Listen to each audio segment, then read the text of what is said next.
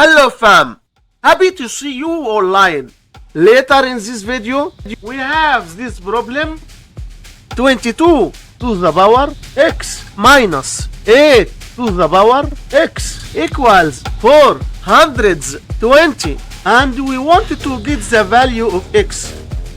The problem might look difficult, but it becomes easier if you break down the number 420 into two numbers such as 30 times 14.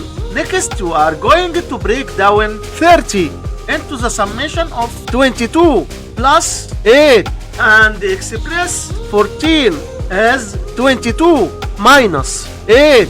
And now we have the difference of two squares form, which can be written as 22 to the power 2 minus 8 to the power 2. By comparing both sides of the equation, it's clear that x equals 2, and this is our final answer for this problem. Hit like and subscribe to keep up with the latest adventures.